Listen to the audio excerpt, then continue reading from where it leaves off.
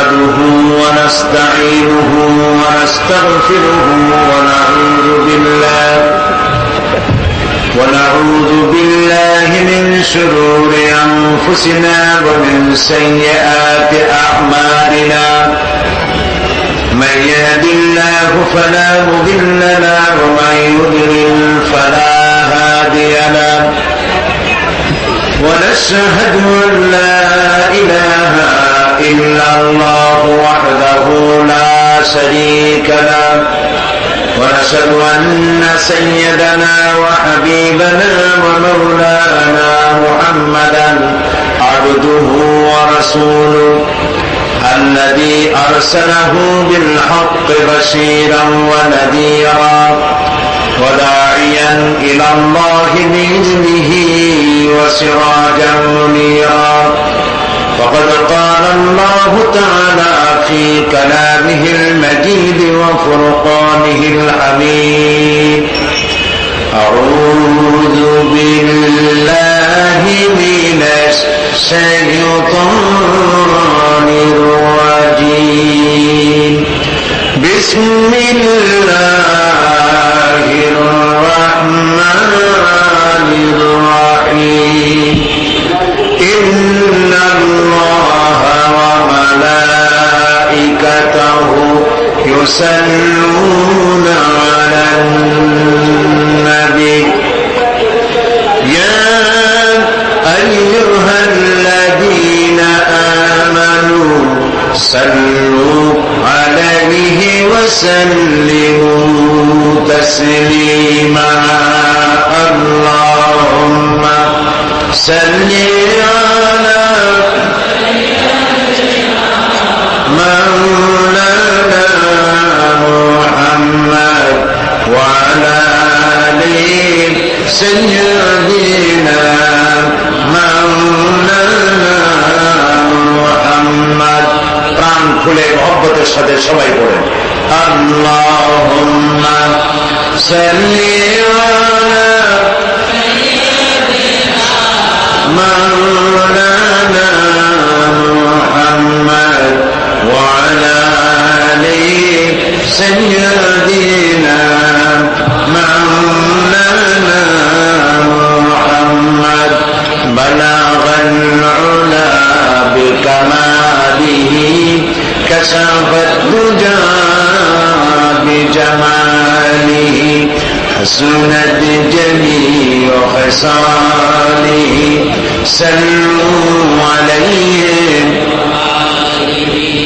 मुझे कुछ मिले या न मिले मोहम्मद मिले यानी वो शहीद जिससे अल्लाह मिले बलगल उला बिकमालिही कशफत दुजा बिजमालिही हसनत जमीअ खसालिही सल्लू अलैहि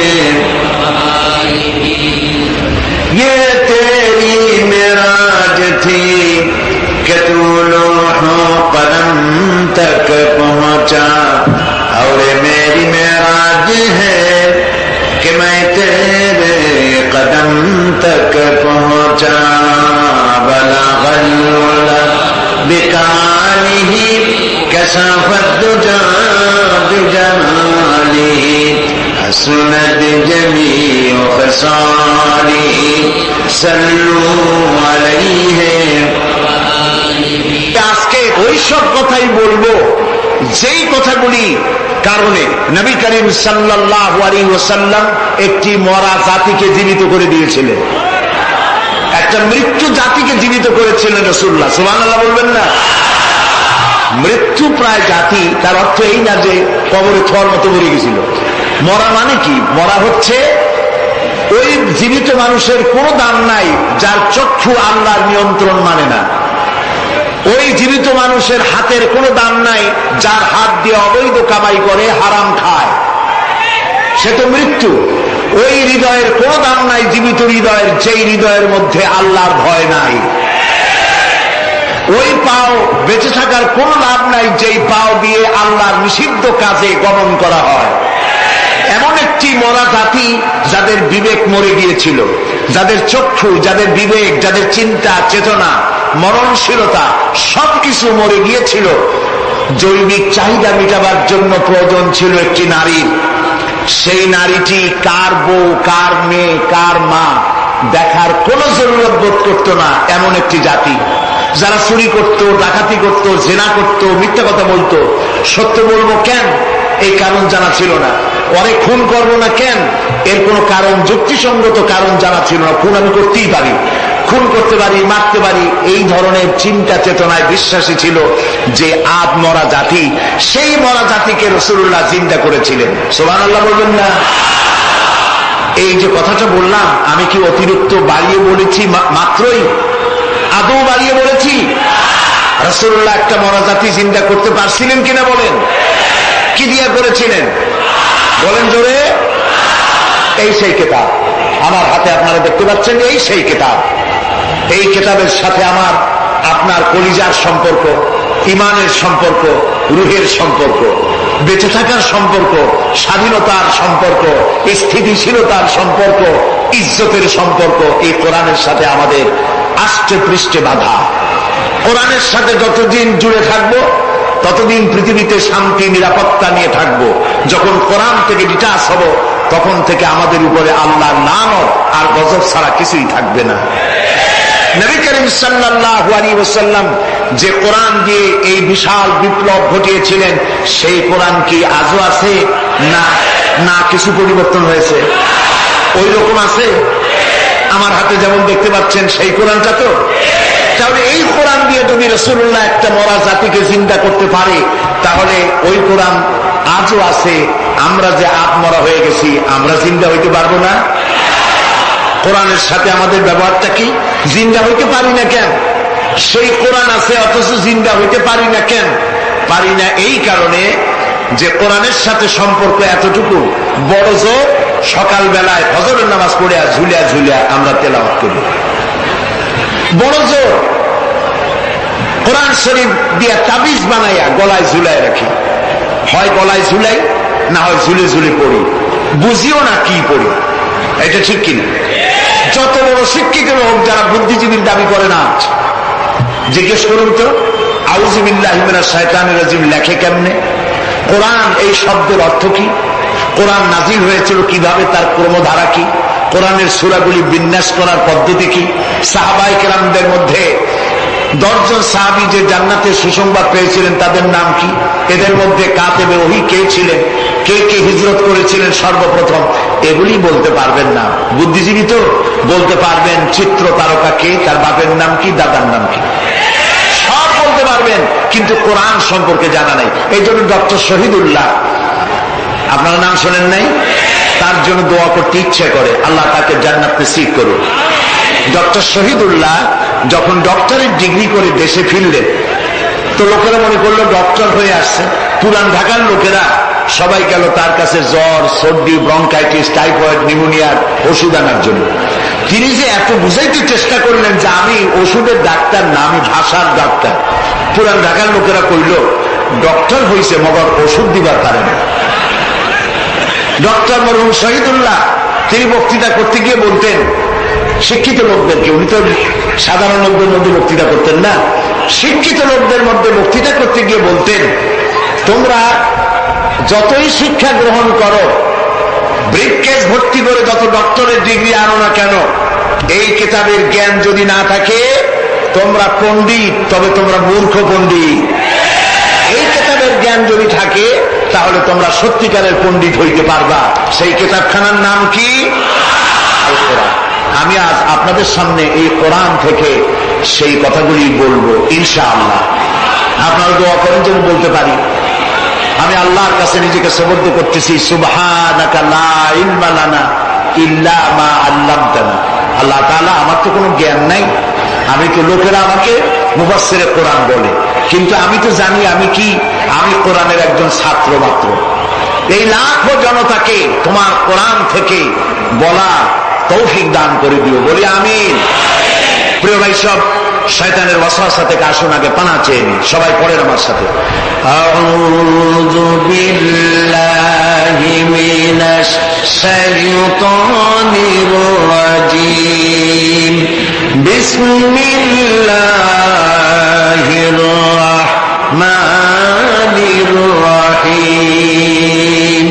বিতাড়িত মরদুদ শয়তানের ওয়াসওয়াসা থেকে আল্লাহর কাছে পানাহ চাই, বলেন আমিন। পরম করুণাময় আল্লাহ রাব্বুল আলামিন নামে শুরু করছি। আল্লাহ তাআলা আমাদেরকে সৃষ্টি করে অন্ধকারে ছেড়ে দেননি। কি বলেন, অন্ধকারে ছেড়ে দিয়েছেন? কেউ কেউ বলে যে না, আল্লাহ তাআলা কি রাস্তা করেছেন? আল্লাহ তাআলা রাস্তা তৈরি করেছেন, এটা আপনাদের বুঝতে হবে। পাহাড়িয়া এলাকায় আপনি যদি হারায় যান, সেখানে কোনো গভর্নমেন্ট রাস্তা করে নাই, কিন্তু আল্লাহ তাআলা গিরিপথ তৈরি করে রাখছেন। মরুভূমির মধ্যে যদি হারিয়ে যান, সেখানেও আপনি দিক নির্দেশনা পাবেন। সমুদ্রের ভিতরে যদি আপনি হারিয়ে যান, কোনো নাবিক যদি হারায়, দিনের বেলায় সে তো কম্পাস দিয়ে চললো, রাতের বেলায় তার চলার জন্য আকাশে আল্লাহ তারকা খচিত করে রেখেছেন, যাতে নাবিকরা হারিয়ে না যায়। যে আল্লাহ রাব্বুল আলামিন পাহাড়ি এলাকার ভিতরে মানুষ যেন হারিয়ে না যায়, এজন্য পাহাড়ের ভিতরে গিরিপথ তৈরি করলেন। মরুভূমির ভিতরে চলার জন্য দিকের নির্দেশনা দিলেন। সমুদ্রের ভিতরে নাবিক যাতে না হারায়, আকাশে তারকা আল্লাহ তাআলা খচিত করে রাখলেন।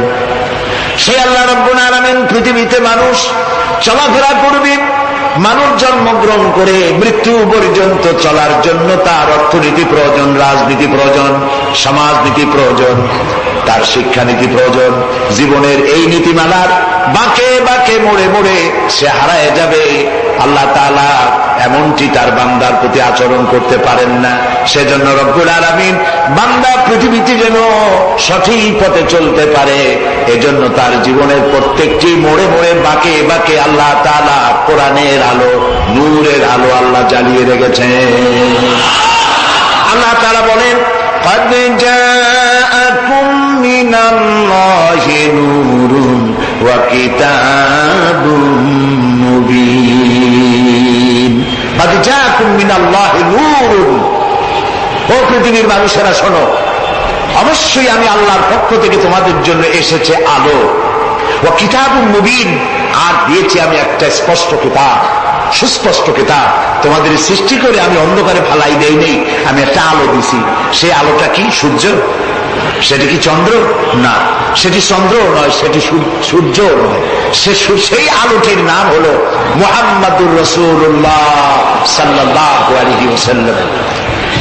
জীবনের এমন কোন দিক এবং বিভাগ নাই যেখানে আল্লাহ তাআলা মুহাম্মদ সাল্লাল্লাহু আলাইহি ওয়াসাল্লামকে আদর্শ বানান নাই। সুবহানাল্লাহ।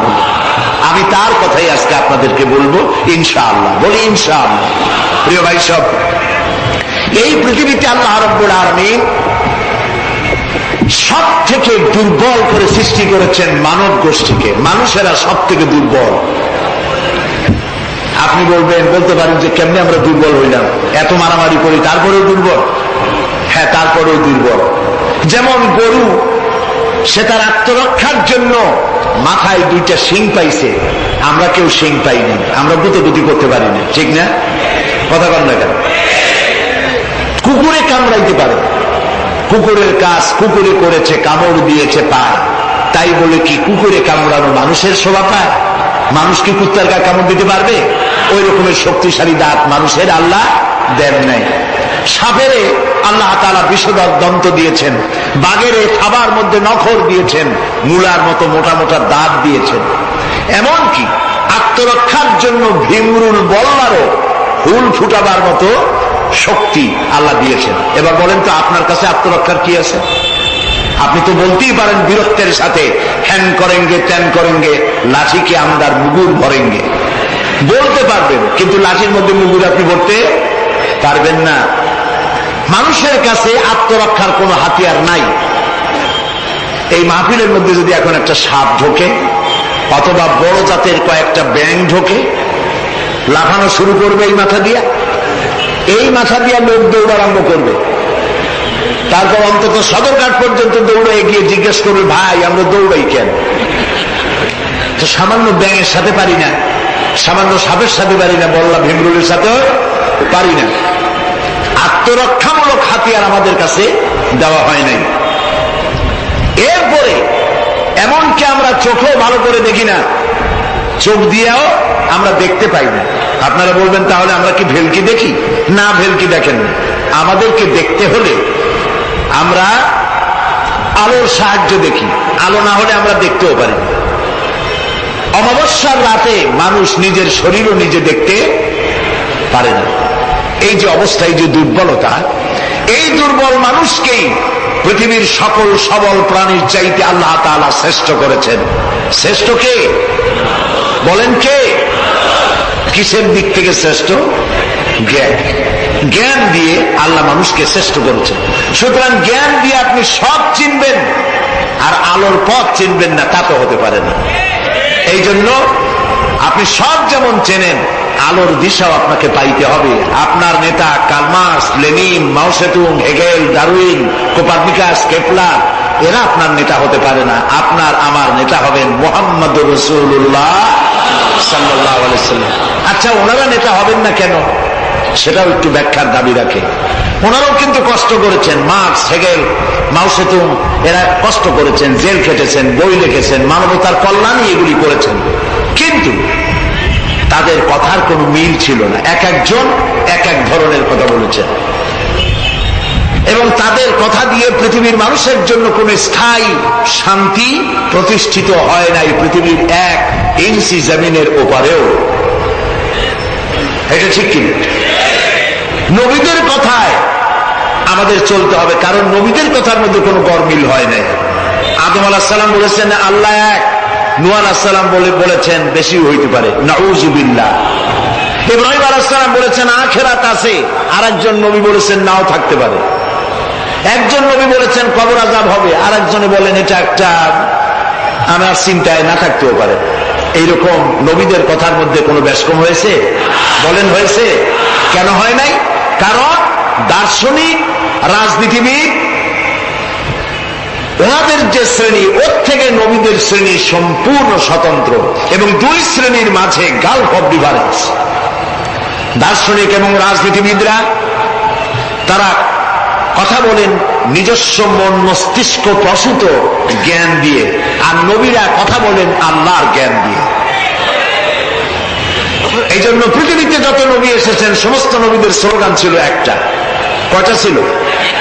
আদম আলাইহিস সালাম থেকে নিয়ে শুরু করে মুহাম্মাদুর রাসূলুল্লাহ সাল্লাল্লাহু আলাইহি ওয়াসাল্লাম পর্যন্ত যত নবী আল্লাহ পৃথিবীতে পাঠিয়েছেন, সমস্ত নবীদের স্লোগান একটাই ছিল, লা ইলাহা ইল্লাল্লাহু মুহাম্মাদুর রাসূলুল্লাহ।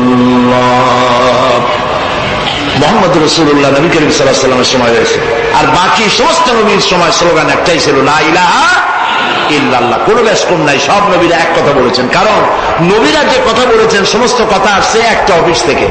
কয়টা অফিস? এবার বলেন তো অফিসটার নাম কি? কার অফিস? আল্লাহর অফিস। এবং একজন মেসেঞ্জার সমস্ত নবীদের কাছে আল্লাহর মেসেজ বহন করে নিয়ে এসেছেন, সেই আল্লাহ কর্তৃক নিয়োগ প্রাপ্ত অথেন্টিক জেনুইন যিনি রাসূল ছিলেন, বার্তাবাহক ছিলেন, স্পেশাল মেসেঞ্জার ছিলেন, তার নাম কি? সুবহানাল্লাহ। পৃথিবীর সবচাইতে বেশি মর্যাদা এবং সব থেকে বেশি সুন্দর করে আল্লাহ তাআলা তাকে এই পৃথিবীতে পাঠিয়েছেন। তিনি যখন পৃথিবীতে আসলেন, পৃথিবীটা কি ছিল? চুরি, ডাকাতি, জেনা, ব্যভিচার, হত্যা, ধর্ষণে ভরপুর মরা জাতি। ওই যে বলেছিলাম মরা জাতি। এই মরা জাতিটারে কেমনে জিন্দা বানানো যায়, রাসূলুল্লাহ সেই চেষ্টা করলেন। 40 বছর বয়স হলো, হেরা পাহাড় থেকে নেমে এলেন। কবি বলছেন, উতর কর গারে হেরা সে সুয়ে কওম আয়া, উতর কর গারে হেরা সে সুয়ে কওম আয়া, और एक नुस्खे किमिया साथ लाया। হেরা পাহাড় থেকে নবীজি নেমে এলেন, সাথে আনলেন পরশ পাথর। নাম কি? কোরআন। হেরা পাহাড় থেকে নেমে আসলেন, হাতে আনলেন পরশ পাথর। এই পরশ পাথরের ছোঁয়া যখন লাগলো, ওমরের মতো পাথর সোনার টুকরা হয়ে গেল। সুবহানাল্লাহ। যারা ছিল নারী জাতির ইজ্জত, সতীত্ব, সম্ভ্রমের জোর, তারা হয়ে গেল নারী জাতির পাহারাদার, সুবহানাল্লাহ বলুন। কোরআন মরা জাতিকে জিন্দা করছে। আহারে কপাল, সেই কোরআন শরীফ দিয়ে তাবিজ লিখি আমরা। আহারে কপাল। বাংলাদেশে ইমদাদিয়া লাইব্রেরি, উসমানিয়া লাইব্রেরি, কতগুলি লাইব্রেরি হয়েছে চকবাজার এলাকায়। আমি তাদেরকে অনুরোধ করব, আপনারা এই আকামটা কখনো করবেন না। ভালো কাজ তো করতেছেন, বইপত্র ছাপেন, কিন্তু কোরআন শরীফের মধ্যে আপনারা তাবিজ ঢুকাইছেন। তাদের লেখা, তাদের ছাপানো কোরআন শরীফের মধ্যে দেখা যায় সূরা ইউসুফের নকশা, সূরা মরিয়মের নকশা, সূরা মায়েদার নকশা, ইয়াসিনের নকশা, এবং লেখা আছে এই নকশা ব্যবহার করলে মাথা ভালো হবে, ওই নকশা ব্যবহার করলে বিয়ে হবে তাড়াতাড়ি, এই নকশা ব্যবহার করলে তাড়াতাড়ি বাচ্চা হবে। কোথায় পেয়েছি? কোরআন শরীফ তাবিজের জন্য নাজিল হয় নয়, বিশ্বাস করুন মুসলমান। সুতরাং নকশা আঁকায়া কোরআন শরীফে ছাপানো আল্লাহর কালামের সাথে বেয়াদবি। যারা এই কাজটি করছেন, আমি তাদেরকে অনুরোধ করি, আল্লাহর রাস্তায় এই কাজ বন্ধ করে দিন, আর তওবা করুন। কোথায় পেলেন? সূরার কতগুলি নকশা বানাইছেন, 577, 1372, 1940। এ দিয়ে কেমনে হইল সূরা ফাতিহা? বিসমিল্লাহরে বানাইছে 786। এটা তো আপনারা সকলেই জানেন, ঠিক না? বিসমিল্লাহ উদ্দিন লেখে কেনা 786, কপালে আছে হোক।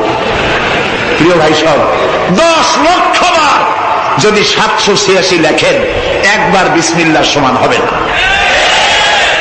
বিসমিল্লাহর মধ্যে 19টা অক্ষর আছে, কয়টা? আর আল্লাহ রাসূল কি বলেছেন? আল্লাহর নবী বলেছেন, কোরআনে কারীমের প্রত্যেকটি অক্ষরে যখন পড়বে বান্দা 10টা করে নেকি হবে। বিসমিল্লাহির রহমানির রহিম পড়েন আমার সাথে, বিসমিল্লাহির রহমানির রহিম। রাসূলুল্লাহর ওয়াদা অনুযায়ী আমার সাথে যখনই পড়লেন বিসমিল্লাহির রহমানির রহিম, একটা অক্ষরে 10, 19টায় 190টি নেকি আমাদের আমলনামায় লেখা হয়ে গেছে। কাজে এই নকশা দিয়ে যারা তাবিজের ব্যবসা করে, কিয়ামতে অবশ্যই আসামি হতে হবে। যারা কোরআনকে তাবিজের কাজে ব্যবহার করেছেন, আল্লাহর কাছে দায়ী হতেই হবে।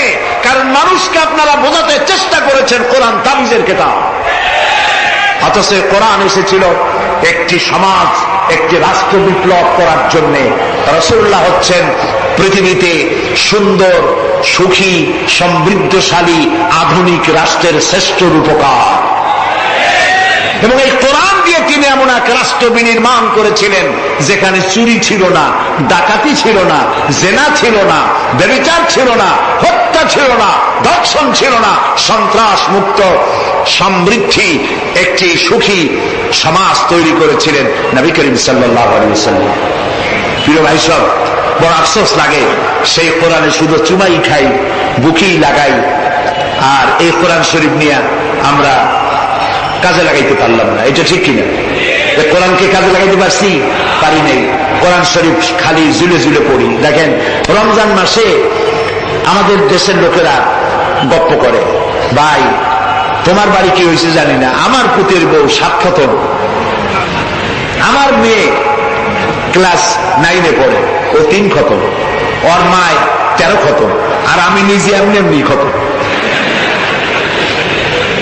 আপনি প্রতিযোগিতা করে কোরআন শরীফ খতম করবেন, এই জন্য নাজিল হয়েছে কোরআন শরীফ, আপনি কি বিশ্বাস করেন? কোন কোন সাহাবী সূরা বাকারা শেষ করতে সময় লেগেছে 2 বছর, 3 বছর। কেন? পড়তে পারতেন না তিনি? সময় লাগলো কেন? এই জন্য সময় লেগেছে, এক একটি আয়াত তারা তেলাওয়াত করেছেন। শুনতেছেন কথা? এক একটি আয়াত তেলাওয়াত করেছেন, অর্থ বুঝেছেন, ব্যাখ্যা বুঝেছেন, জীবনের উপরে আমল করেছেন, এরপর আরেকটা আয়াত পড়েছেন, বুঝেছেন, আমল করেছেন, তারপরে আরেকটা পড়েছেন। এইরকম করে করে কোরআন তেলাওয়াত করে জীবনের উপরে আমল করার পর সাহাবীরা যখন রাস্তা দিয়ে হাঁটতেন, মানুষেরা দেখতো যেন কোরআন হেঁটে যাচ্ছে। আরে আজ পৃথিবীতে আমরা মায়ের খাবো না কেন? আমি তো বলি বুশের মতো আরো 2-4টা বুশ আসা দরকার, মায়ের আমাদের খাওয়াই দরকার। দুনিয়ার সব জাতি চেনা যায়, মুসলমান চেনা যায় না। প্রিয় ভাই সব, নবী করিম সাল্লাল্লাহু আলাইহি ওয়াসাল্লাম এই পরশ পাথর নিয়ে আসলেন। ওমর আসলেন রসুলকে হত্যা করতে। চিন্তা করেন, নবী হত্যা করতে আসে কত বড় জাহেল সেই ওমর। আর ওমর ছিলেন কি হইলেন বলেন? কি সোনা, ডায়মন্ড হয়ে গেলেন। আল্লাহু আকবার বলেন। আমার রসুল বললেন, আমার পরে লা নবিয়্যা বা'দি ওয়ালা রাসূলা, আমার পরে নবীও হবে না, রসুলও হবে না। কিন্তু আমার পরে যদি আল্লাহ কাউকে নবী বানাতেন, ওমর অবশ্যই নবী হয়ে যেতেন। আল্লাহু আকবার। প্রিয় ভাই সব, ওমর রে জাহালাত থেকে কয়লার খনি ছিল ওমর, সেখান থেকে ডায়মন্ড বানাই দিল আল্লাহ তাআলা। কি দিয়ে বানাইলে? কোরআন। আমরা কিন্তু এর কাছেও যাইতে পারলাম না, খালি চুমা দিলাম আর তাবিজ বানাই গলায় ঝুলাইলাম। এই কোরআন শরীফ আমরা একটা কাপড় দিয়ে পেঁচাই রাখি। আমাদের ঘরে কাপড় দিয়ে কোরআন অনেকের বাড়িতে পেঁচানো আছে, আছে না? এই কাপড়টা যদি মাটিতে পড়ে যায়, যদি তাও লাগে, তাহলে আমরা আটকে উঠি, ঠিক না? কাপড়টা উঠাই কি করি? চুমা দিই। একটা কাপড় আর তো কিছু না, এখানে তো টেবিলেও কাপড় আছে, আমার পায়ের তলেও কাপড় আছে, আমার পরনেও কাপড় আছে, ঠিক না? আপনাদের আছে না? তো এগুলো পাও লাগলে তো আমি আটকে উঠি না। কোরআন শরীফের সাথে যে কাপড়টা ছিল ওটা পড়ে গেলে পাও লাগলে আটকে উঠি এবং অপরাধ বোধের সৃষ্টি হয়, ঠিক কিনা? কেন হয়? কারণ এই কাপড়টা কোরআনের সাথে কিছুদিন জড়ানো ছিল। কয়েকটা দিন কোরআনের সাথে জড়িয়ে থাকার কারণে একটা কাপড়ের টুকরার ইজ্জত যদি বাড়ে, ইজ্জত যদি বেড়ে গেল, যাদের জন্য কোরআন নাজিল হইল ওদের ইজ্জত বাড়লো না। আমাদের ইজ্জত বাড়ছে? আমাদের ইজ্জত যদি বাড়বে, তাহলে ইরাকে বুশেরা আমাদের মারে কেন? আমাদের ইজ্জত যদি বাড়ে, তাহলে শ্যারন প্যালেস্টাইনে আমাদের মারে কেন? আমাদের ইজ্জত যদি বাড়ে, তাহলে কাশ্মীরে ভারতের কাফের সরকার আমাদের মারে কেন? আলজেরিয়ায়, বসনিয়ায়, চেচনিয়ায়, এরিত্রিয়ায়, সারা পৃথিবীতে আমরা মার খাচ্ছি। তাহলে কি এই কথা বুঝবো যে কোরআন থাকবে যে জাতির কাছে, কোরআনের কারণেই তারা মার খাবে? আল্লাহ কি বলে শুনো। আল্লাহ রাব্বুল আলামিন বলেন, তাহা মা আনজালনা আলাইকাল কুরআনা লিতাশকা। ও নবী, কোরআন আমি এই জন্য নাযিল করি নাই যে কোরআন আপনাকে ভাগ্য বিপর্যস্ত করে দেবে, হতভাগ্য বানায় দেবে। কোরআন এই জন্য নাযিল করি নাই। কোরআন নাযিল করেছে এই জন্য কোরআনের ধারক বাহক যারা হবে তারা শাসিত হবে না, গোটা বিশ্বকে তারা শাসন করবে। এই জন্য এসেছিল কোরআন। কারণ কোরআন দিয়ে শাসন করলেই মানুষেরা নিরাপত্তা পাবে। নারীর অধিকার কে দিল? এই কোরআন দিয়েছে। শ্রমিকের অধিকার কে দিল? এই কোরআন দিয়েছে। কৃষক, মজুর, সাদা এবং কালো মানুষের ব্যবধান কে দূর করলো? এই কোরআন করেছে। সুবহানাল্লাহ। এই কোরআনের মধ্যে কি কি আছে? এর মধ্যে রাজনীতি আছে, অর্থনীতি আছে, সমাজনীতি আছে, দর্শন আছে, এর মধ্যে পররাষ্ট্রনীতি আছে, স্বরাষ্ট্রনীতি আছে। বিজ্ঞান আছে বলে এ কোরআন বিজ্ঞানের বই নয়। ইতিহাস আছে বলে এ কোরআন ইতিহাসের বই নয়। রাজনীতি আছে বলে এটা রাজনীতির কিতাব নয়। অর্থনীতি আছে বলে এটা অর্থনীতির কিতাব নয়। তাহলে প্রশ্ন হবে এটা কি? এটা হচ্ছে মানুষের জীবন পরিচালনার জন্য যত নীতি প্রয়োজন, সমস্ত নীতির মূল নীতি যে কিতাবে লেখা হয়েছে সেই কিতাবের নাম আল কোরআন। প্রিয় ভাই সব, নবী করিম সাল্লাল্লাহু আলাইহি ওয়াসাল্লাম কে আল্লাহ তাআলা এজন্য পাঠান নাই যে তিনি আর তার সাহাবীরা মসজিদে বসে বসে আল্লাহ আল্লাহ করবেন আর রাষ্ট্র চালাবে ফেরাউন আর নমরুদেরা, রাষ্ট্র চালাবে আবু জাহেলের গোষ্ঠীরা, ফাসিক, ফুজ্জার, নামাজ নাই, রোজা নাই, ঘুষখোর, মদখোর, এরা রাষ্ট্র চালাবে। এই জন্য ইসলাম আসে নাই। ইসলাম এসেছে রাষ্ট্র পরিচালনা করার অধিকার কোরআনের। কার? আল্লাহ রাব্বুল আলামিন বলেন, আলা লাহুল খালকু ওয়াল আমর ইনিল হুকমু ইল্লা লিল্লাহ। সৃষ্টি যার, আইন চলবে তার। সৃষ্টি যার, আইন চলবে তার। আলা লাহুল খালকু ওয়াল আমর, সৃষ্টি যার, আইন তারই চলবে। কারণ এই কোরআনের তো কোনো পরিবর্তন নাই। এটি সংবিধান, এটি কনস্টিটিউশন। আমাদের একটা কনস্টিটিউশন আছে, আছে না? কবে তৈরি হয়েছিল? 72-তে। 1972 সালে বাংলাদেশের সংবিধান রচিত হয়েছিল। আজকে 2004। 1972 থেকে 2004 এ পর্যন্ত আমার দেশের কনস্টিটিউশন অ্যামেন্ডমেন্ট, সংযোজন বিয়োজন, পরিবর্তন পরিবর্ধন ইত্যাদি হয়েছে নাকি হয়নি? কয়বার হয়েছে? 13 বার হয়ে গেছে। 13 বার হয়েছে আর 14 বার হবে খুব শিগগিরই। তাহলে স্বাধীনতার 32 বছরের ভিতরে যদি সংবিধান 14 বার পরিবর্তন হয়, সংশোধন হয়, এই রেশিও অনুযায়ী 100 বছর যদি যায়, তাহলে কম্বলের লোম বাঁচলে থাকবে কিছু আর? এটাও একটি সংবিধান। এটার নাম কি? সংবিধান, মানবতার সংবিধান। এটি শুধু মুসলমানদের জন্য নয়। কোন মুসলমান দাবি করতে পারবে না কোরআন একমাত্র আমার কিতাব, না। আল্লাহ তাআলা শুরুতেই বলে দিয়েছেন হুদাল লিন্নাস, হুদাল লিল মুত্তাকিন, হুদাল লিন্নাস, হাযা বায়ানুল লিন্নাস। পৃথিবীর সমস্ত মানব গোষ্ঠীর জন্য হেদায়েতের সর্বশেষ কিতাবের নাম কি? কোরআন শরীফ। প্রিয় ভাই সব, 1400 বছর বা 1500 বছর হয়ে গেছে কোরআনের বয়স। পরিবর্তন হয়েছে কয়বার? কয়বার হয়েছে? কিয়ামতের আগ পর্যন্ত আর কয়বার হবে? একবারও হবে না। কারণ এই কিতাব আসছে কার কাছ থেকে? আল্লাহর কাছ থেকে। তিনি নির্ভুল, তার কোনো ভুল নাই। আমার দেশের সংবিধান পরিবর্তন হয় কেন? এই জন্য হয়, যারা সংবিধান রচনা করেছিলেন ওনাদের কাছে ভবিষ্যতের জ্ঞান ছিল না। অতীতের অভিজ্ঞতার ভিত্তিতে বর্তমানকে সামনে রেখে সংবিধান রচনা করেছেন। আর যখন নতুন নতুন সমস্যা সামনে আসছে, তখন অতীতের অভিজ্ঞতা শেষ, নতুন অভিজ্ঞতা দিয়ে আবার পরিবর্তন করা লেগেছে, ঠিক কিনা? আল্লাহর কাছে কাল কয়টা? একটা। সেই কালটার নাম কি? মাশাআল্লাহ, আপনাদেরকে 100 দিলাম। এইরকম কথা যারা মনে রাখতে পারে, এই সব শ্রোতাদেরই কথা বলে শুনাইয়া আনন্দ আছে। আল্লাহ যেন আমারও ফায়দা দেয়, আপনাদেরকেও দেন বলি আমি। তাহলে আল্লাহ রাব্বুল আলামিনের কাছে কাল হলো কয়টা? একটা। ওই কালটার নাম কি? বর্তমান। বর্তমানের উপরে ভিত্তি করে আল্লাহ তাআলা কোরআন তৈরি করেছেন, তাই এর কোনো অ্যামেন্ডমেন্টের প্রয়োজন হয় নাই, কিয়ামত পর্যন্ত হবে না। যদি শান্তি চাই, আমাদের দেশে এখন তো আগেও সন্ত্রাস ছিল, এখনো সন্ত্রাস আছে।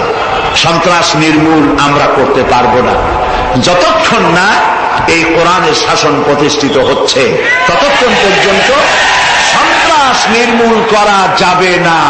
এ ব্যাপারে আরো কথা সামনে বলবো, বলেন ইনশাআল্লাহ।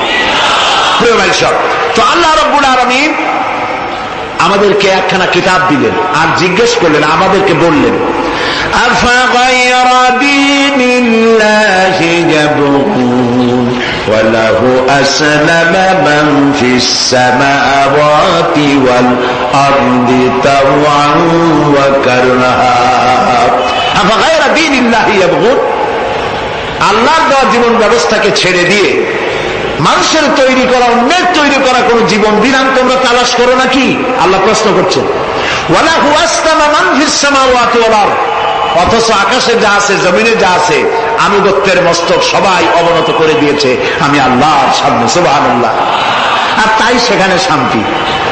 যারা আল্লাহর আইন মানে সেখানেই শান্তি। দেখেন, একটু আগে আমি বলেছিলাম শুরুতে, সকল প্রাণীর আত্মরক্ষার হাতিয়ার আছে। আমাদের যদি আত্মরক্ষা করতে হয়, লাঠি, বন্দুক, ছুরি ইত্যাদির আশ্রয় নিতে হয়। আমার শরীরে, আপনার শরীরে আত্মরক্ষামূলক কোন হাতিয়ার বলে নাই। এখন আপনি বলেন, আত্মরক্ষার হাতিয়ার আছে বাঘের। সুন্দরবনে বাঘ আছে নাকি নাই? আপনারা কি এটা শুনেছেন যে গত বছর সুন্দরবনের বাঘেরা কোন একটা বিষয় নিয়ে রাগারাগি করিয়া নিজেরা কামড়া কামড়ি করে 200 বাঘ মারা গেছে? হয়েছে এরকম? কুমিরের এত বড় বড় দাঁত, এরকম খিল লেগে যায়। এই সব কুমিরেরা তারা জঙ্গলে অথবা নদীর ভিতরে মারামারি করিয়া নিজেরা মারামারি করে 400-500 কুমির মারা গেছে। পাখিরা মারামারি করে মরছে, সাপেরা মারামারি করে মরছে। এরকম হয়েছে কখনো?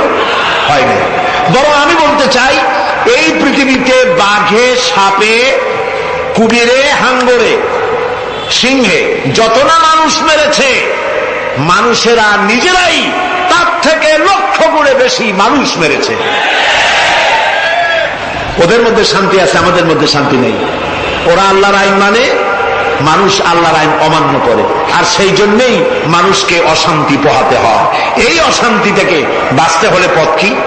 আল্লাহ রাব্বুল আলামিন বলেন, ইত্তাবিউ মা উনজিলা ইলাইকুম من ربكم ولا تتبعوا من دونه أولياء ইত্তাবিউ মা উনজিলা ইলাইকুম মির রাব্বিকুম, আনুগত্য করো, অনুসরণ করো, অনুকরণ করো ওই জিনিসের যা তোমার রবের পক্ষ থেকে নাজিল হয়েছে। কি নাজিল হয়েছে বলে? এইটার অনুসরণ করো। ওয়ালা তাত্তাবিউ মিন দুনিহি আউলিয়া, আর তোমাদের নেতারা যা কিছু তোমাদের জন্য বানিয়েছে তার অনুসরণ করো না। মানব রচিত আইনে শান্তি নাই। আল্লাহ তাআলা বলছেন, আমার বান্দারা ইত্তাবিউ মা উনজিলা ইলাইকুম মির রাব্বিকুম, আল্লাহর পক্ষ থেকে যে কিতাব আসছে এইটার অনুসরণ করো, এটার মধ্যে সব আছে। নবী করিম সাল্লাল্লাহু আলাইহি সাল্লাম এটাকে দিয়েছিলেন যেভাবে সেইভাবে করতে হবে। আমরা কি নবীকে সেই মর্যাদা দেই? না দেই না। মুহাম্মদ সাল্লাল্লাহু আলাইহি সাল্লামকে মনে করেছি অন্যান্যরা যেমন নেতা, মুহাম্মদ সাল্লাল্লাহু আলাইহি সাল্লাম এইরকম একজন ধর্মীয় নেতা। কোরআন শরীফকে মনে করেছি বেদ বাইবেল যেমন ধর্মগ্রন্থ, কোরআন ওইরকম একটা ধর্মগ্রন্থ। আমি আপনাদেরকে বলতে চাই, এই কোরআন একটি মুকাম্মাল নিজামে হায়াতের নাম। জীবনের সব কথা আল্লাহ তাআলা এখানে বলে দিয়েছেন। এই জন্য গতানুগতিক ভাবে ধর্মীয় পুস্তক নয়। আর মুহাম্মদ সাল্লাল্লাহু আলাইহি সাল্লাম গতানুগতিক ভাবে কোন ধর্মীয় নেতা নন। তিনি হচ্ছেন আদর্শ, পৃথিবীর সব মানুষের জন্য আদর্শ নেতা, এক সফল রাষ্ট্রনায়ক, আল্লাহ রাসূল। সুবহানাল্লাহ। নবী করিম সাল্লাল্লাহু আলাইহি ওয়াসাল্লাম রাষ্ট্র প্রতিষ্ঠা করেছেন, ইসলামের রাষ্ট্র। তার বুনিয়াদ কি? واعتصموا بحبل الله جميعا ولا تفرقوا, ঐক্যবদ্ধ ভাবে আমার রজ্জুকে, আল্লাহ রশিকে মজবুত করে ধারণ করো। কে বলতেছেন? আল্লাহ। নবী করিম সাল্লাল্লাহু আলাইহি ওয়াসাল্লাম যে রাষ্ট্র পরিচালনা করেছিলেন, সেখানে কোনো জাতি, বর্ণ ও আঞ্চলিকতাকে গুরুত্ব দেওয়া হয় নাই। সেখানে গুরুত্ব দেওয়া হয়েছে হাবলুল্লাহ। হাবলুল্লাহ মানে কি বলেন? আল্লাহর রশি। বলেন আপনারা, হাবলুল্লাহ মানে কি? আল্লাহর রশি। আল্লাহর রশি কি? এটাকে রশি বলা হইল কেন? বলবো এটাকে রশি বলা হইল কেন? আমরা ছিলাম বেহেশতে। কোথায় ছিলাম? পড়ে গেছি কোথায়? ধরুন এটা একটা কুয়া, দুনিয়াটা কি? কুয়া। বেহেশত থেকে পড়ে গেছি কুয়ার মধ্যে। এখন কুয়ায় পতিত মানুষ উঠাবার জন্য সব থেকে ভালো কি? বাঁশ। কুয়ায় পতিত মানুষ উঠাবার জন্য কোন জিনিস সব থেকে ভালো? রশি। আল্লাহ তাআলা কোরআন নামক একটা রশি ফেলাই দিলেন। পড়ে গেছে দুনিয়ায়, আমি চাই তোরা আবার তোদের হারানো বাড়িতে ফিরে আয়। এখন একটা রশি আল্লাহ ফেলাই দিলেন। কুয়ার মানুষ উঠাবার জন্য রশি সব থেকে ভালো, তবে রশির দুইটা শর্ত লাগবে। শর্ত কয়টা? দুইটা। এক নম্বরের শর্ত হলো রশি যেন পচা পাটের দড়ি না হয়, তাহলে পরে নিচে যারা ছিঁড়ে পড়বে, উপরে যে টান দিয়ে উঠাইতে যাবে, ছিঁড়ে গিয়া পতিত মানুষের দাঁত ছিল এগুলো ভাঙিয়ে শেষ হয়ে যাবে। তাহলে দড়ি কি হইতে হবে? মজবুত। দুই নম্বরে যিনি ধরে টান দিবেন তার হাত হতে হবে মজবুত, তা না হলে পরে এরা যত মানুষ ঝুলে পড়বে, ওই হাত থেকে যদি দড়ি ফসকে যায়, যাও জান ছিল তাও শেষ। উপরে ধরে আছেন কে? রশির অপর প্রান্ত আল্লাহর। এই রশি কি পচা পাটের দড়ি? এর থেকে মজবুত দড়ি আর আছে? এই দড়ির অপর প্রান্তে ধরেছেন কে? গোটা পৃথিবীর সব মানুষ একত্রিত হয়ে এই রশি ধরো। আল্লাহ তাআলা বলেছেন অপর প্রান্ত ধরে হারানো বাড়ি জান্নাতে ফিরাই দেব। নবী করিম সাল্লাল্লাহু আলাইহি ওয়াসাল্লামের এটাই ছিল তার রাষ্ট্র প্রতিষ্ঠার মূলনীতি। কোরআন ধরো, কোরআন বোঝো। এই কোরআন দিয়ে তিনি একটি বিচার ব্যবস্থা চালু করলেন কোরআন দিয়ে। রাসূলুল্লাহ এখন প্রেসিডেন্ট। রাসূলুল্লাহ এখন কি? প্রেসিডেন্ট। দেখেন বিচার কেমনে হচ্ছে। আল্লাহ রাব্বুল আলামিন কোরআনের আয়াত দিয়ে বিচার ব্যবস্থা কন্ট্রোল করে দিলেন। বিচারে কারো পক্ষপাতিত্ব করা যাবে না। ওয়াইযা হাকামতুম বাইনান নাসি আন তাহকুমু বিল আদল, আল্লাহ তাআলা বলেন তোমরা যখন লোকদের মাঝে বিচার করবে, সুষ্ঠু বিচার করবে, ভালো ফয়সালা করবে, সুবিচার করবে, আর বিজাতীয়দের ব্যাপারে, অমুসলিমদের ব্যাপারে বিচার করতে গিয়ে তাদের উপরে জুলুম করবে না। ওয়ালা ইয়াজরিমান্নাকুম শানাআনু কওমিন আলা আন তা'দিলু, বিচার করতে গিয়ে হিন্দু, খ্রিস্টান, বৌদ্ধ, মুসলমান না, এই চিন্তা করে অমুসলিমদের উপরে বিচার করবে না। বিচার করতে হবে, সে বিচার যদি মুসলমানদের গায়ে লাগে তাও লাগুক, বিচার হতে হবে সুবিচার। প্রিয় ভাই সব, এই বিচারের ভিতরে জেনাকারের শাস্তি আছে। জেনাকারের শাস্তি কি হবে? চোরের শাস্তি কি হবে? আল্লাহ তাআলা বলে দিলেন, আস-সারিকু ওয়াস-সারিকাতু ফাকতাউ আইদিয়াহুমা। চোর পুরুষ হোক আর নারী হোক, উভয়ের হাত কেটে দাও।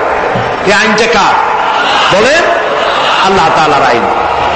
এই আইনকে কিছু কিছু লোক বলে এইটা নাকি বর্বর আইন। বলেন নাউযুবিল্লাহ।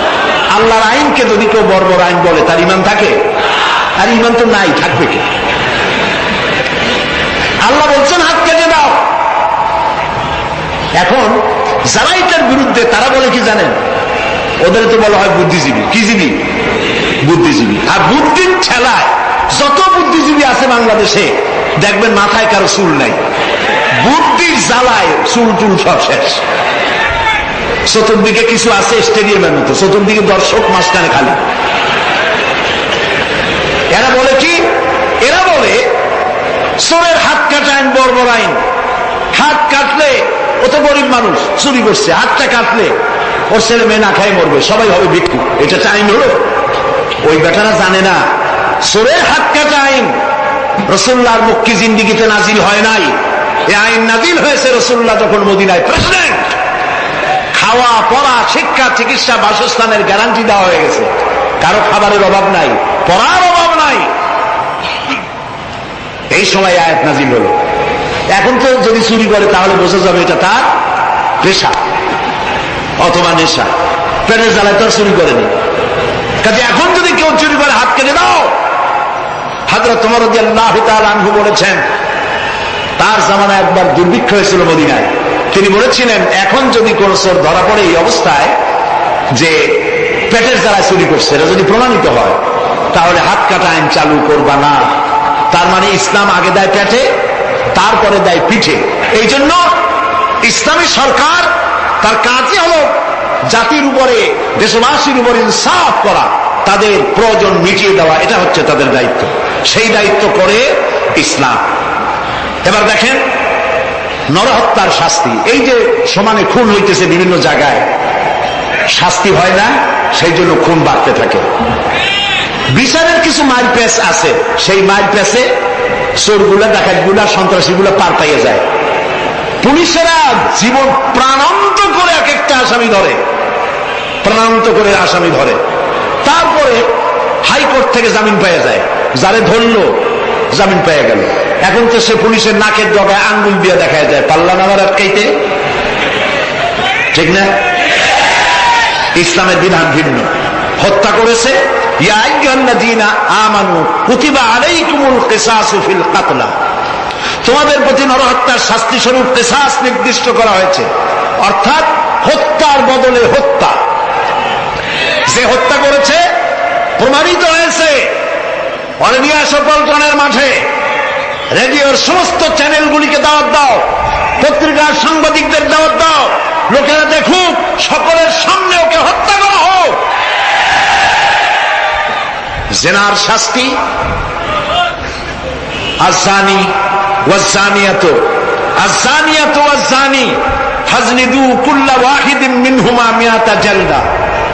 জিনাকার পুরুষ, জিনাকারিনী মহিলা 100 দৌড়া মারো, যদি অবিবাহিতা হয়। আর বিবাহিতা হলে প্রাণদণ্ড দাও।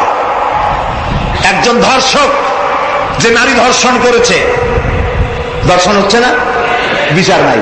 ওই আমলে গত 5 বছরে জাহাঙ্গীরনগর বিশ্ববিদ্যালয় এক কুলাঙ্গা 100 বার জেনা করেছে, 100 বার।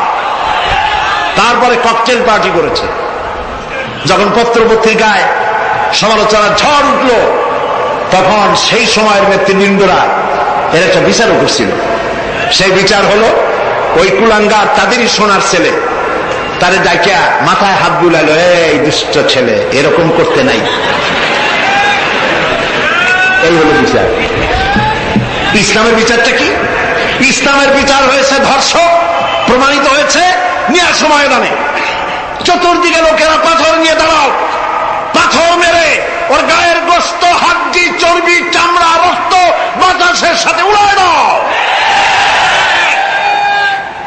এই দৃশ্য যারা দেখবে উপস্থিত থেকে, রেডিও এবং টেলিভিশনের মাধ্যমে যারা দেখবে, চিন্তা করেন এরপরে যদি ধর্ষণ এই নামটা যদি মাথায় আসে, 15 জগ পানি খাওয়া লাগবে ধর্ষণ। ঠিক কিনা বলেন? এই বিচারটা কার? চিল্লায় বলেন। নবী করিম সাল্লাল্লাহু আলাইহি ওয়াসাল্লাম পৃথিবীর সফল শ্রেষ্ঠ রাষ্ট্রনায়ক, কোরআনের এই বিচার পদ্ধতি দিয়ে একটি সুন্দর সমাজ বিনির্মাণ করেছিলেন, যেখানে চুরি নাই, ডাকাতি নাই, জেনা নাই, হত্যা নাই, ধর্ষণ নাই, সব বন্ধ। প্রিয় ভাই সব, আল্লাহর কথা, রাসূলের কথা, ইতিহাসের কথা বলছি। আলহামদুলিল্লাহ বলেন। নবী করিম সাল্লাল্লাহু আলাইহি ওয়াসাল্লাম ইন্তেকাল করলেন, এরপরে ক্ষমতা এলেন হযরত আবু বকর, প্রধান বিচারপতি হলেন হযরত ওমর। ইতিহাস লিখছে ফামাকাতা আমান কামিলান ফালাম ইয়াখতাসিম ইলাইহি ইসনান। 1 বছর পার হয়ে গেল, হযরত ওমরের বিচারালয়ে একটা লোকও বিচার চাইতে আসে নাই। আছে পৃথিবীতে কোন ইতিহাস এরকম যে 1 বছরে কোর্টে মামলা হয় না? বলেন আপনারা, আছে? হযরত ওমর রাদিয়াল্লাহু তাআলা আনহু হযরত আবু বকরের কাছে গিয়ে বললেন, মা হাজাতা বি ইনদা কওমিন মুমিনিনা ইয়া খলিফাত রাসূলিল্লাহ। হে আল্লাহর রাসূলের খলিফা, এই দেশে একটা বিচারকের দরকার কি? তিনি জিজ্ঞেস করলেন, লিমাযা? কই যে আমি তো 1 বছর থাকলাম, খালি বসে বসে কাঠখড়ি গুনলাম, কেউ বিচার চাইতে আসলো না। হযরত আবু বকর জিজ্ঞেস করলেন, তোমার কাছে যে কেউ বিচার চাইতে আসলো না, তার কারণ কি? তিনি বললেন, দীনুহুমুন নাসিহা। এই জাতি দিন হচ্ছে নাসিহা করা, পরস্পরের কল্যাণ কামনা করা। ওয়া মানহাজুহুমুল কোরআন, আর তাদের সংবিধান হচ্ছে কোরআন। ওয়া আমালুহুম আল আমরু বিল মারুফ ওয়ান নাহয়ু আনিল মুনকার, আর এই জাতির আমল হলো ভালো কাজের আদেশ করা, অন্যায় কাজ থেকে মানুষকে বিরত রাখা। কুল্লু ওয়াহিদিন মিনহুম ইয়ারিফু হাদ্দাহু ফায়াকিফু ইনদাহু, আর এর প্রত্যেকটি ব্যক্তি তার সীমারেখা চেনে, আল্লাহর হক সীমারেখা চেনে, এবং সেই সীমারেখার কাছেই সে দাঁড়িয়ে যায়। সুতরাং এই যখন এই জাতির অবস্থা, ফাফিমা হুম ইয়াকতাসিমুনা ইলাইয়া ইয়া খলিফাত রাসূলুল্লাহ সাল্লাল্লাহু আলাইহি ওয়াসাল্লাম, এই যখন জাতির অবস্থা, সেই জাতি মামলা করতে আসবে কে? সুবহানাল্লাহ। মামলা নাই, মোকদ্দমা নাই, এমন একটি সমাজ নবী করিম সাল্লাল্লাহু আলাইহি ওয়াসাল্লাম তৈরি করেছেন। এবং এই সমাজে মানুষকে উপার্জনের জন্য তাগিদ দেওয়া হতো, চুপ করে বসে থাকতে পারবে না, কাজ করে খাও। কি করে খাও? বলেন, কি করে খাও? কাজ করে খাও।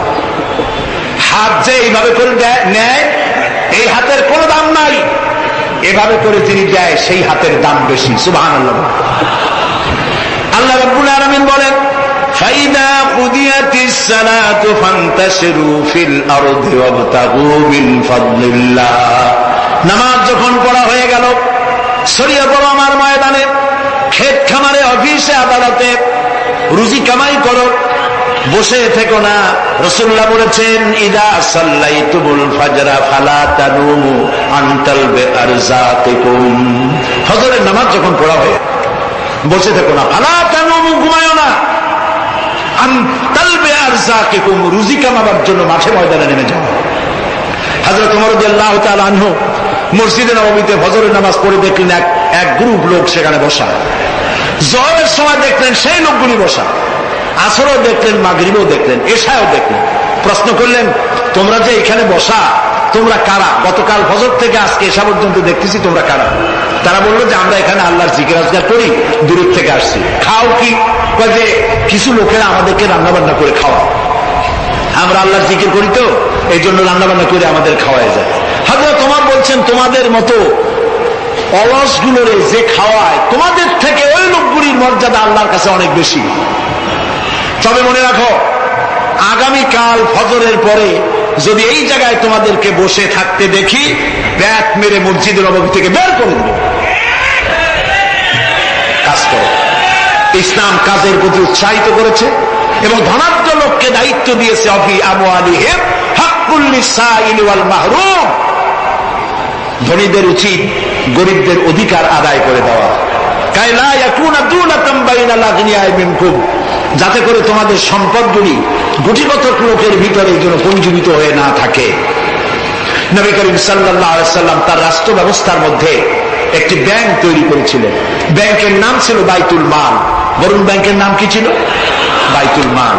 এই বাইতুল মাল ইনোগ্রাল সেশন, ওপেনিং সেশন, এই বাইতুল মাল ব্যাংকে রাসূলুল্লাহ উদ্বোধন করলেন। উদ্বোধন করার সময় তিনি বললেন, মান তারাকা দায়নান আও দিয়ান ফালাইয়া।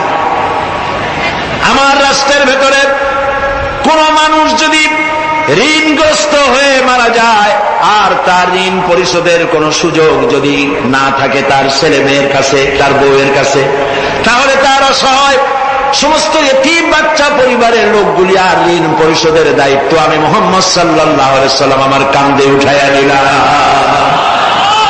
এটি ছিল সোশ্যাল ওয়েলফেয়ার স্টেট, একটি কল্যাণ রাষ্ট্র। এই পৃথিবীতে কল্যাণ রাষ্ট্রের কনসেপশন সর্বপ্রথম যিনি দিয়েছেন আধুনিক রাষ্ট্র প্রতিষ্ঠার রূপকার বিশ্বনবী মুহাম্মদ রাসূলুল্লাহ সাল্লাল্লাহু আলাইহি ওয়াসাল্লাম। তাই রাষ্ট্র ছিল সুখী, সমৃদ্ধ, চুরি নাই, ডাকাতি নাই, মাস্তানি নাই, সাদাবাজি নাই। এই দৃশ্য যখন কাফেররা দেখলো, তখন কাফেররা মনে করলো যে আমরা তো খামোখাই রাসূলের সাথে বিরোধিতা করেছি, উনি তো আমাদের শত্রু না। তখন অবস্থাটা কি হলো? আল্লাহ রাব্বুল আলামিন এই পরিস্থিতিতে সূরা নসর নাজিল করলেন মদিনার শেষ জীবনে। ইযা জাআ নাসরুল্লাহি ওয়াল ফাতহু, জানেন না এই সূরাটা? পড়ে, ইযা জাআ নাসরুল্লাহি ওয়াল ফাতহু ورأيت الناس يدخلون في دين الله أفواجا فسبح بحمد ربك واستغفر إنه كان توابا إذا جاء نصر الله والفتح। আল্লাহর পক্ষ থেকে যখন মদদ আসবে, বিজয় আসবে, তখন দেখতে পাবে দলে দলে লোক ইসলামে প্রবেশ করতেছে। সুবহানাল্লাহ। মদিনার জীবনের শেষ দিকে আরব ভূখণ্ডে একটা কাফেরও ছিল না, সবাই পড়েছে লা ইলাহা ইল্লাল্লাহু মুহাম্মাদুর রাসূলুল্লাহ। সুবহানাল্লাহ। প্রিয় ভাই সব, এই ছিল ইসলামী রাষ্ট্রের রূপরেখা। রাসূলুল্লাহ বলেছেন, আমি তো চলে যাব, চিরকাল থাকবো না। তারাকতু ফীকুম আমরাইন লান তাদিল্লু মা তামাসসাকতুম বিহিমা কিতাবুল্লাহ ওয়া সুন্নাতু রাসূলি। আমি চলে যাব, দুইটা জিনিস তোমাদের জন্য রেখে গেলাম। বলেন কয়টা জিনিস? একটা হলো আল্লাহর কিতাব, আর একটা কি? সুন্নাতে রাসূল। এই দুইটা জিনিস রেখে গেলাম। মারির দাঁত দিয়ে কামড়ে ধরো, তাহলে পৃথিবীতে তোমরা বিচ্ছিন্ন হবে না, ধ্বংস হবে না। সুবহানাল্লাহ। প্রিয় ভাই সব, নবী করিম সাল্লাল্লাহু আলাইহি ওয়াসাল্লাম দুটি জিনিস রেখে গেলেন। কয়টা রাখলেন বলেন? দুইটা। ট্রেন চলে কয়টা লাইন দিয়া? বলেন, দুইটা লাইন। দুইটা লাইনের উপরে ট্রেন চলে। ট্রেন কি? কতগুলি কম্পার্টমেন্ট, এর মধ্যে মানুষ বসে, মাল সামান নিয়ে মানুষ বসলো। চাকার দূরত্ব আর লাইনের দূরত্ব যদি সমান থাকে, তাহলে কমলাপুর থেকে ছাড়বে, চিটাগং চলে যাবেন আরামসে, চোখ বুঝে ঘুমাইতে ঘুমাইতে। ঠিক কিনা? বোঝেন কথা? কিন্তু মাঝখানে যদি চাকাগুলো একটু ছেড়ায় যায়, ফাঁক বেশি হয়ে যায়, অথবা লাইন যদি একটু বেঁকা হয়ে যায়, তাহলে ট্রেন কি চলবে? কি হবে? অ্যাক্সিডেন্ট হলে যাত্রীরা কি হবে? মারা যাবে, মালপত্র সব শেষ হয়ে যাবে। ঠিক না? সুতরাং এটা যেমন বুঝলেন, আমরা ছিলাম বেহেশতে, আসলাম দুনিয়া। আল্লাহ রাব্বুল আলামিন এই দুনিয়াবাসীদেরকে জান্নাতে নিতে চান। সুবহানাল্লাহ বলেন। এজন্য দুইটা লাইন করে দিয়েছেন। দুইটা লাইন রাসূলুল্লাহ পেতে দিয়ে গেলেন। একটার নাম হলো কোরআন, আর একটার নাম হাদিস। আর আপনার আমার দেহ, এই দেহগুলিকে ধরেন কম্পার্টমেন্ট, বগি, ট্রেনের বগি। এই বগি, এই ট্রেন, এই দেহ নামক বগিকে চালাবার জন্য কতগুলি চাকা দরকার। সেই চাকা হলো অর্থনীতির চাকা, রাজনীতির চাকা, সমাজনীতির চাকা, স্বরাষ্ট্রনীতির চাকা, পররাষ্ট্রনীতির চাকা। এই সব চাকাগুলি কোরআন হাদিস নামক দুইটা লাইনের উপরে যদি ছেড়ে দেন, কোরআন হাদিস অনুযায়ী যদি চালান, দেহ নামক গাড়ি দুনিয়া থেকে ছাড়বে, লাস্ট ডেস্টিনেশন আল্লাহর জান্নাতে চলে যাবে। আর যদি দেহ নামক এই গাড়িকে চালাতে গিয়া রাজনৈতিক চাকা যদি দৌড় দেয় ইংল্যান্ডের দিকে, সংস্কৃতির চাকা যদি দৌড় দেয় ভারতের দিকে, গণতন্ত্রের চাকা যদি দৌড় দেয় আমেরিকার দিকে, তাহলে দেহ নামক গাড়ির কি হবে?